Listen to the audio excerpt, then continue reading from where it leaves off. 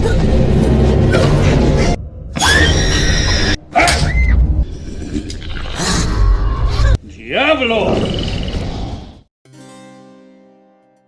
Halo, apa kabar semua? Selamat datang di channel Om Burhan. Om harap yang nonton di channel ini masih pada sehat dan waras ya. Kali ini Om mau mereview film bertema horor supranatural berjudul The Ride yang dirilis pada tahun 2011 dan dibintangi oleh sang kanibal senior kesayangan kita, yaitu Om Anthony Hopkins, di mana dia akan beradu akting dengan Abang Colin O'Donoghue, serta disutradarai oleh Mikael Håfström.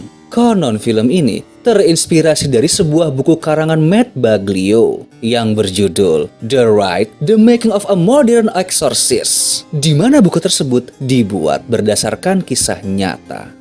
Singkatnya, film ini bercerita tentang keraguan seorang pria yang hampir memutuskan untuk berhenti dari sekolah parokinya dikarenakan ia masih mempertanyakan keimanannya. Oleh karena itu, ia dikirim ke Roma agar bertemu dan dilatih oleh seorang pastor senior. Namun di tengah perjalanan spiritualnya, ia malah menemukan fakta terpendam tentang masa lalunya, di mana hal ini membuatnya terjerumus ke hal yang lebih kelam. Kenapa bisa begitu? Ya udah, Om coba ceritain ya. Tapi sebelum itu, jangan lupa untuk subscribe dan tonton video ini sampai habis.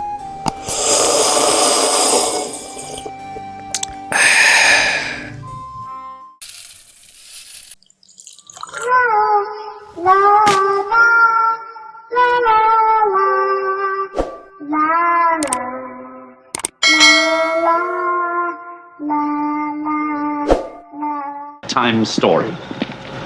Are you sitting comfortably? Then I'll begin. Film diawali dengan perkenalan sang tokoh utama bernama Michael Kovac yang sedang mengurus sebuah jenazah untuk nanti dikebumikan. Dan setelah rapih, ia juga memakaikan sebuah gelang perak dengan gantungan katak di tangan sang mayat. Setelah itu, ia menemui sang ayah yang bernama Istvan Kovac. Dan ternyata keluarga mereka mempunyai usaha sebagai penyedia jasa pengurus jenazah.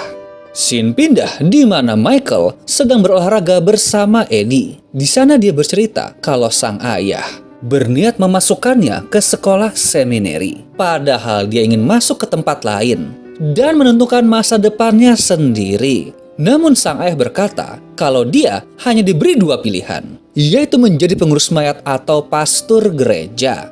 Namun Michael mempunyai solusi, di mana ia akan dengan sengaja menggagalkan studinya sebelum pengucapan sumpah pertama. Adegan pun maju ke 4 tahun kemudian, di mana Michael sedang mengikuti misa sebagai tanda akan dilakukannya penilaian terakhir untuk menjadi seorang pastor. Acara itu dipimpin oleh seorang pastor yang biasa dipanggil Bapak Matthew, serta dihadiri pula oleh sang ayah di kejauhan.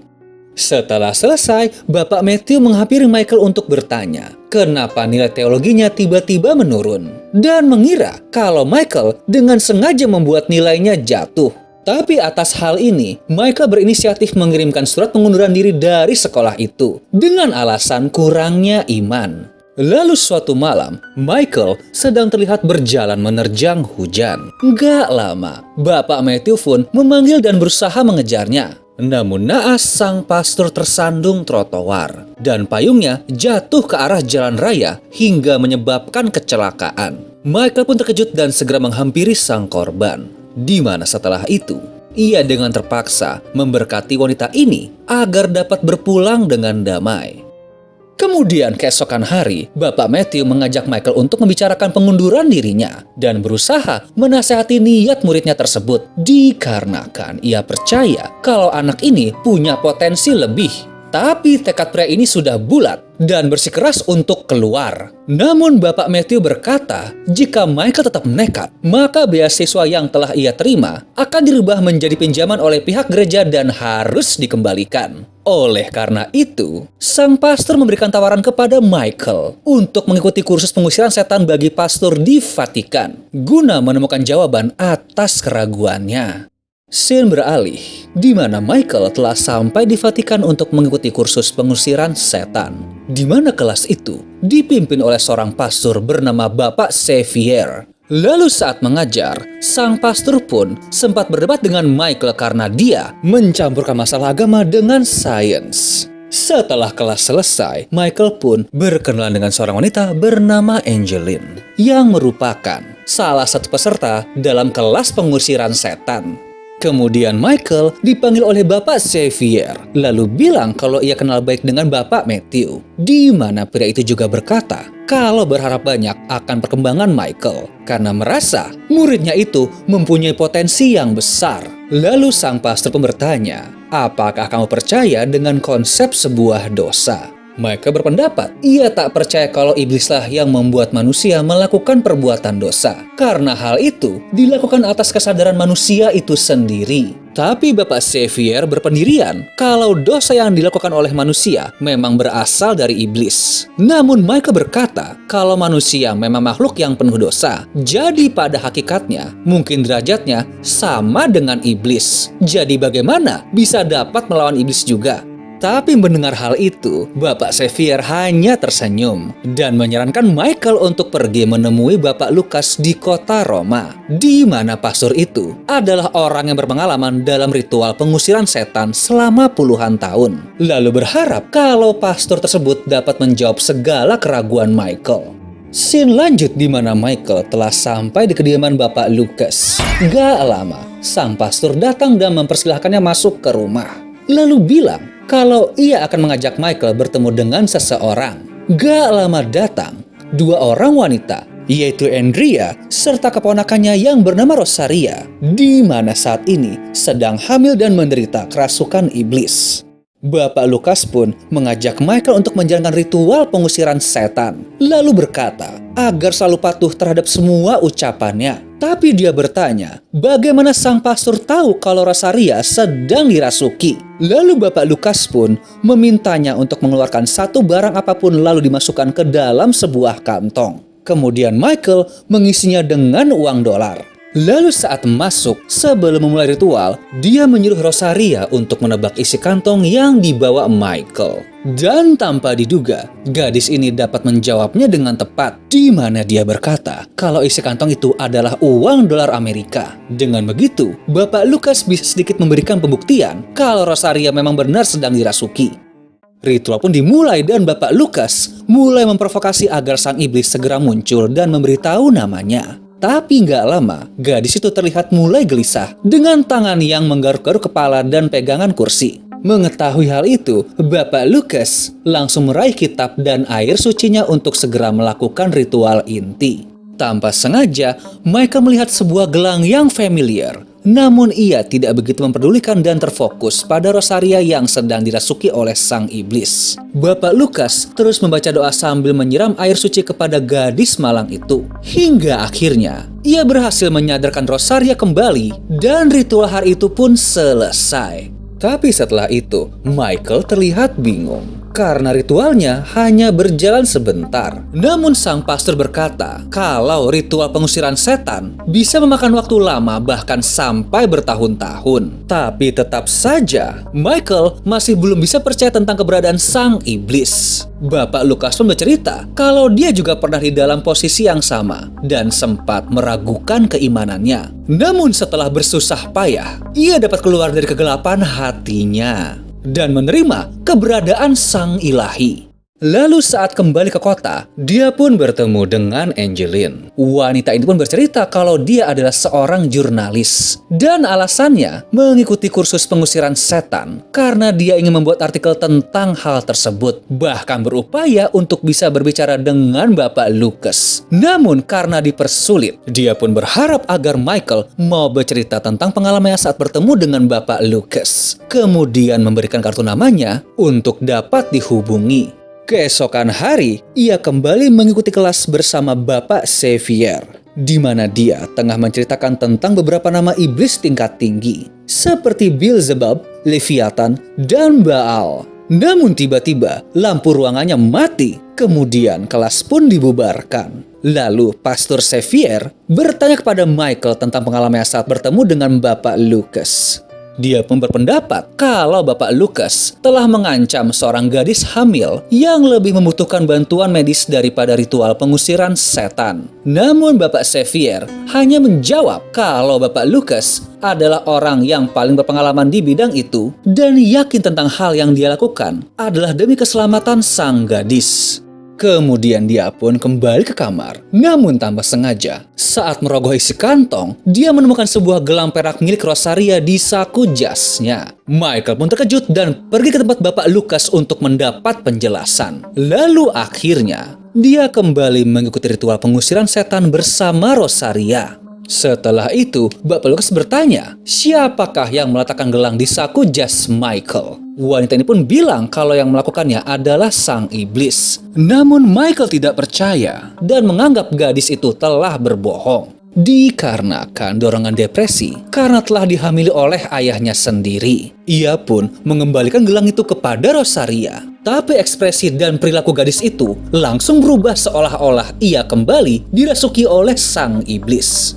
Bapak Lucas pun mulai menjalankan ritual dengan membaca doa dan berkomunikasi. Namun tiba-tiba, sang iblis mengarahkan gelang perak tadi ke arah Michael sambil bertanya, apakah dia mengingat sosok gadis yang pernah memakai gelang serupa. Michael pun terkejut karena benda itu sama persis dengan jasad yang pernah diurusnya sewaktu masih di rumah.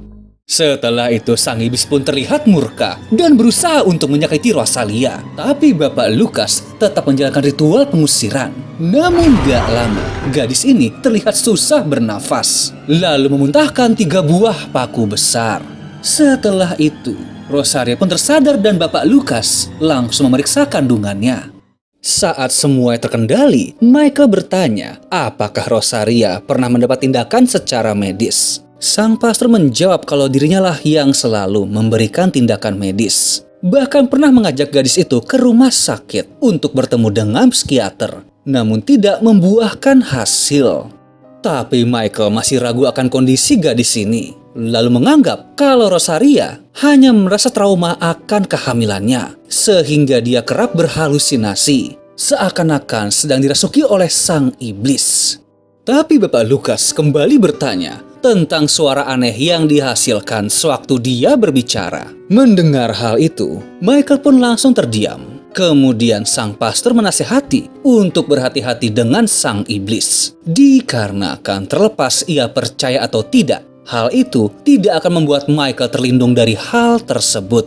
Lalu saat dalam perjalanan pulang, Michael pun teringat kenangan masa lalunya di mana sang ayah sedang merapikan jasad seorang wanita yang ternyata adalah istrinya sendiri. Dia pun menyuruh Michael untuk mendoakan sang ibu. Dan hal ini membuat teringat akan kenangan kebersamaan mereka.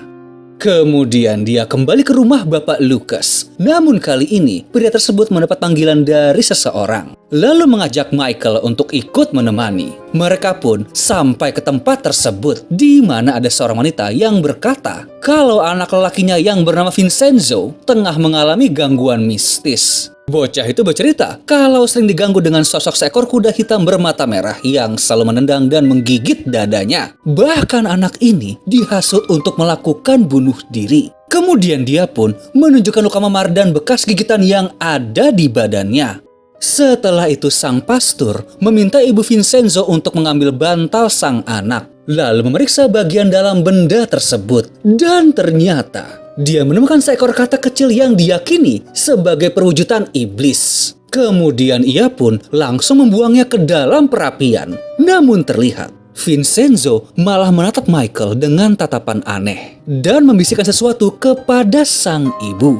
Mereka pun kembali pulang. Kemudian Michael berkata kalau mungkin saja Bapak Lucas telah dibohongi oleh jemaat sebelumnya. Namun pria ini bilang tidak masalah dengan hal tersebut, dikarenakan mendoakan seseorang bukanlah hal yang buruk. Setelah itu dia langsung masuk ke dalam rumah. Lalu saat Michael hendak membawa tas Bapak Lucas, tiba-tiba ia mendengar suara katak. Dan ternyata ada seekor katak kecil di dalamnya. Ia pun menengok ke arah kolam di sana. di mana terlihat terdapat banyak sekali katak. Dan dengan kesal, Michael masuk ke dalam untuk meminta penjelasan karena mengira kalau Bapak Lukas telah berbohong kepada jemaatnya. Tapi sang pastor baru saja mendapat kabar dari telepon kalau Rosaria berusaha bunuh diri dan saat ini sedang berada di rumah sakit. Sesampainya di sana, terlihat kalau gadis ini sedang mengamuk seperti kerasukan. Bahkan dokter bilang kalau telah memberikan obat penenang. Namun sepertinya hal itu tidak mempan. Kemudian mereka berdua memulai ritual pengusiran setan dan mencoba untuk berdialog.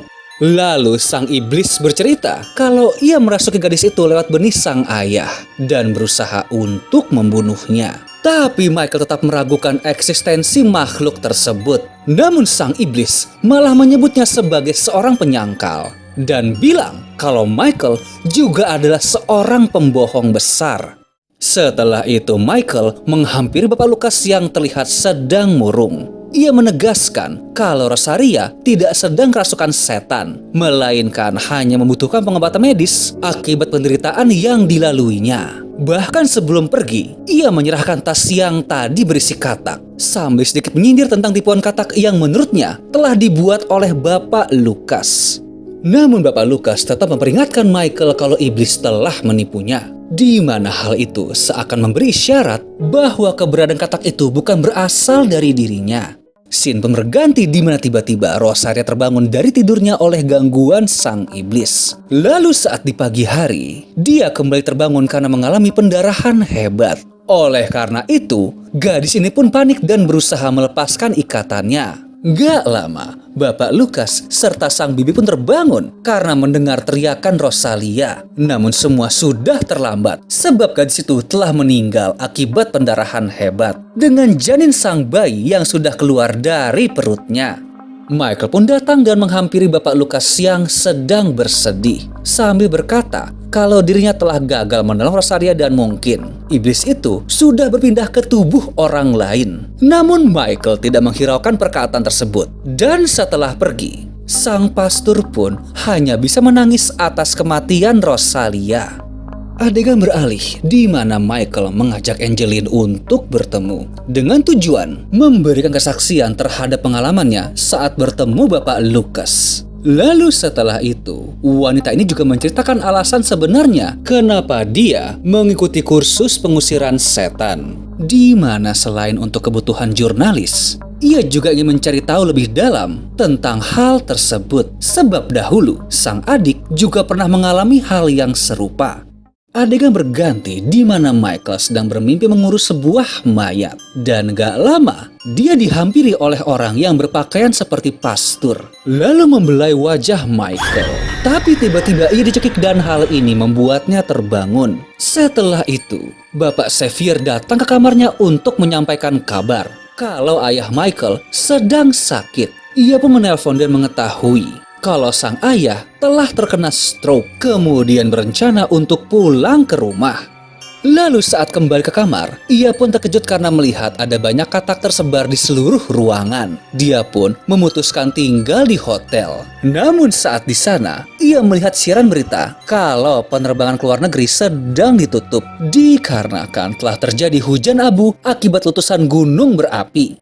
Ia pun menelpon pihak rumah sakit dan meminta untuk disambungkan dengan sang ayah. Namun saat tersambung, pria itu malah berkata kalau telah terjadi sesuatu yang buruk dan seseorang telah menyakitinya. Tapi di saat Michael ingin bertanya, suara sang ayah tiba-tiba hilang. Hingga akhirnya seorang dokter berbicara padanya dan memberi kabar yang aneh bahwa sang ayah sudah meninggal sekitar 6 jam yang lalu. Tapi Michael tidak percaya dan bilang kalau baru saja berbicara dengan orang tersebut. Namun dokter meyakinkan tentang kejadian ini karena telah menjadi saksi kematian ayahnya Michael.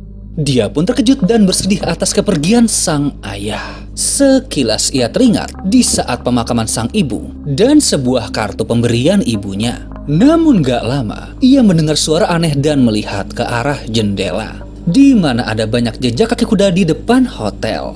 Gak lama, terdengar tangisan dari arah pintu. Tapi saat dibuka, tidak ada siapapun. Dan malah menemukan gelang yang sebelumnya dipakai oleh Rosaria. Lalu ia keluar dari hotel karena mendengar suara sang ayah. Namun saat dikejar, tiba-tiba ia melihat seekor kuda bermata merah persis seperti yang diceritakan Vincenzo. Tapi gak lama, hewan itu langsung menghilang. Michael pun merasa bingung. Kemudian menelpon Angeline untuk bertemu.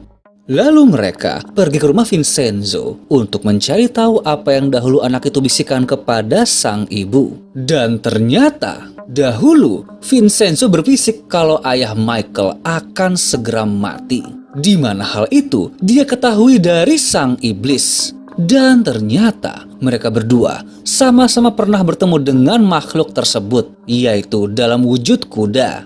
Karena hal ini, mereka pun berniat untuk menemui sang pastor. Scene berpindah ke Bapak Lucas, sedang berdiri melamun di suatu tempat. Seorang anak perempuan pun datang menghampiri dan meminta Bapak Lucas untuk memberkati boneka miliknya. Tapi bukannya membacakan doa, sang pastor malah bertingkah aneh dan langsung menampar bocah tersebut, kemudian pergi dengan tatapan kosong. Setelah itu, Michael dan Angeline pun telah sampai dan mendapati pria itu sedang duduk melamun di luar sambil kehujanan.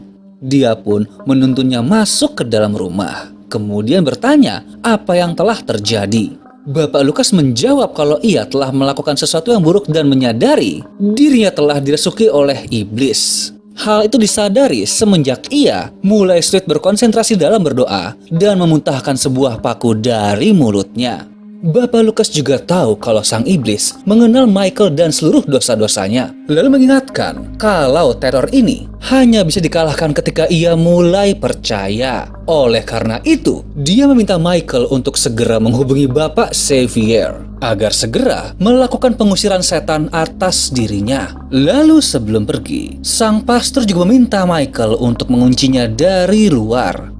Namun sialnya, Bapak Xavier sedang bertugas keluar kota dan susah untuk dihubungi. Karena itu, mereka pun memutuskan untuk kembali ke rumah Bapak Lucas. Tapi saat masuk ke tempat tersebut, terlihat keadaan rumah itu sedikit aneh. Di mana kamar tidurnya telah terbuka. Bahkan saat mau naik ke tangga, sekilas kita akan melihat penampakan sang pastor. Namun Michael tidak menyadari keberadaannya. Kemudian saat mencari ke ruangan ritual, terlihat kalau Bapak Lucas sedang membaca kitab suci. Dari sini Michael pun menyadari kalau kesadaran pria itu telah diambil alih oleh sang iblis. Dan untuk membuat iman Michael makin goyah, dia pun bercerita tentang gelang perak yang tergantung di pintu kamarnya, lalu mengaku kalau dialah yang menaruh benda tersebut. Selain itu, sang iblis juga membahas ayah dan ibunya yang telah tiada. Padahal Michael tidak pernah menceritakan semua itu kepada Bapak Lucas. Lalu sang iblis terus meracau tentang masa lalu keluarga Michael dan menyuruhnya untuk tidak percaya kepada apapun, termasuk Tuhan. Tapi nggak lama, kesadaran Bapak Lucas pun kembali. Kemudian agar aman, dia meminta untuk diikat ke kursi. Setelah itu sang iblis kembali muncul. Lalu Michael memutuskan untuk melakukan ritual pengusiran setan. Dia mulai membaca doa bersama Angeline. Namun sang iblis terus menyangkal dan menghina ayat-ayat yang dilantunkan.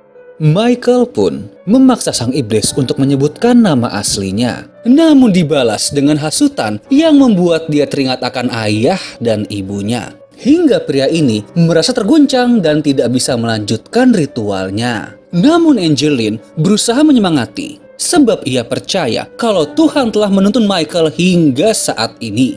Akhirnya pria itu berusaha kembali melanjutkan ritualnya. Namun sang iblis terus menghasut tentang dosa-dosa Michael dan Angeline di masa lalu, di mana dia berkata kalau penyebab kematian sang ibu adalah dirinya. Selain itu, sang iblis juga mengaku kalau dari kecil telah mengganggu iman Michael, sampai dia pernah membengkokkan salib yang dipegangnya waktu pemakaman sang ibu. Dan anehnya, saat ingat kejadian itu, salib yang dia pegang pun ikut bengkok dengan sendirinya.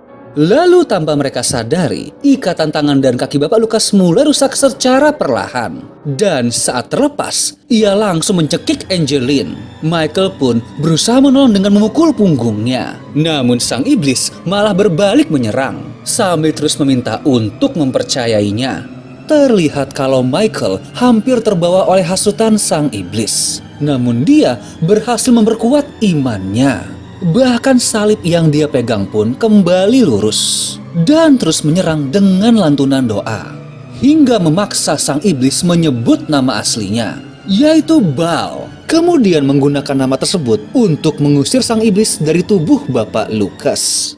Keesokan hari, saat semua sudah tenang, terlihat kalau Michael sedang membersihkan halaman rumah tersebut. Setelah itu, ia pun berpamitan untuk pulang ke Amerika guna melanjutkan studinya. Sang pastor pun berterima kasih atas segala bantuan yang telah diberikan dan berpesan untuk selalu menjaga keimanan di hati agar tetap berada di jalan Tuhan. Scene pun berganti di mana Michael telah sampai di rumah. Lalu ia memeriksa surat yang datang di mana dia mendapat kiriman dari Angeline, sebab wanita itu mengirimkan artikel tentang pengusiran setan yang telah berhasil dimuat di surat kabar. Lalu scene berpindah saat Michael telah menjadi seorang pastor di sebuah gereja. Dan ia memulai hari dengan mendengarkan pengakuan dosa dari salah satu jemaatnya. Lalu film pun selesai. Gimana filmnya? Well, seperti biasa, Om selalu suka dengan aktingnya Anthony Hopkins saat memainkan peran yang bertema Noir, di mana dalam film ini beliau sangat menjiwai dan mampu menghidupkan tokoh sang pastor yang penuh welas asih sekaligus sebagai iblis yang penuh kebencian. Apalagi saat membaca judul film ini, yang pertama terbayang di kepala Om adalah nuansa cerita nan mencekam seperti The Exorcist. Namun sepertinya sang sutradara tidak mau memakai elemen konvensional yang sering dipakai pada film horor, tapi lebih berfokus untuk membangun atmosfer di mana membuat kengerian dalam film ini terasa kental. FYI sedikit info ya, di awal cerita Om memang bilang kalau film ini berdasarkan kisah nyata. Dan tokoh Bapak Michael Kovac adalah salah satu dari 14 pengusir setan di Amerika Serikat dan bertugas di parokinya dekat Chicago. Sedangkan Bapak Lukas diketahui telah melakukan lebih dari 2000 pengusiran setan dan dia menetap di pinggiran kota Florencia. Oke deh, sekian dulu ya dari Om tentang film ini. Kalau kalian masih penasaran, monggo streaming langsung aja, dan bila terhibur, monggo subscribe atau komen di channel Om biar makin semangat lagi bikinnya. Thank you.